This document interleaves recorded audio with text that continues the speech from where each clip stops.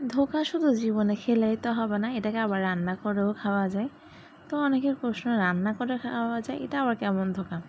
তো চলেন আজকে দেখানো যাক রান্না করে খাওয়ানো যায় এটা কেমন ধোঁকা। তো নমস্কার সবাইকে, আশা করতেছি সবাই অনেক বেশি ভালো আছেন। তো প্রথমেই দেখে নিছেন এখানে আমি ডাল, আমি না বলতে গেলে এটা মাই করে রাখছে। মেশিনের মধ্যে হচ্ছে ডালটা হচ্ছে ব্লেন্ড করে আমি হচ্ছে এদিকে হলুদ, লবণ আর মরিচ দিয়ে নিয়েছিলাম। একটু করে ফাটাই নেবেন যতক্ষণ আপনার ইচ্ছা হয়। আর আমি এরপরে দিয়ে মা বলতেছিল একটা ভিজা কাপড়ের মধ্যে উপর করে দিতে, এটা আমি আগে নিজেও জানতাম না। তো আজকে শিখে নিলাম। আর আমি চিন্তা করতেছি আপনাদেরকেও বলি কীভাবে আপনি ধোঁকা রান্না করবেন। যারা নিরামিষ খান এটা কিন্তু ওদের জন্য খুব পারফেক্ট একটা রেসিপি হবে। তো স্কিপ না করে দেখানোর অনুরোধ রইল। তো একটা পরিষ্কার সুতির কাপড়ে নিয়ে নেবেন। আর এখন কী করবেন ওইটা কিন্তু দেখাচ্ছি, ফুল ভিডিওর মধ্যে থাকবে আপনারা বাসায় ঘর বসে কীভাবে ধোঁকা রান্না করতে পারবেন।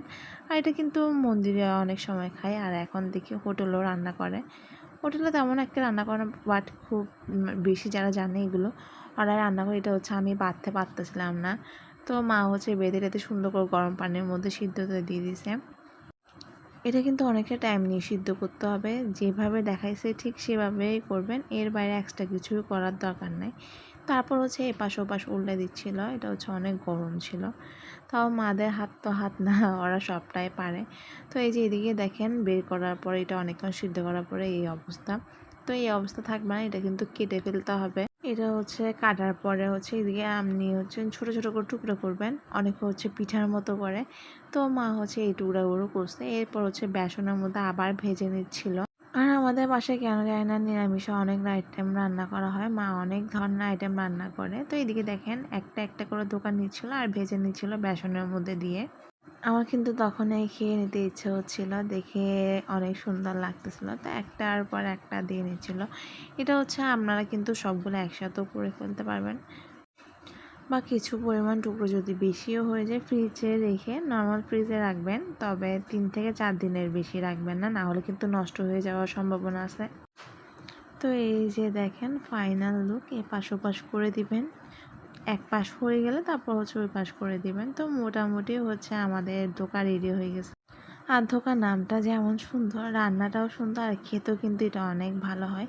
এখানে আমি মাকে একটা জিনিস জিজ্ঞাসা করতেছিলাম, বলতেছিলাম যে সবাইকে বলো এখানে পরিমাণ কতটুকু।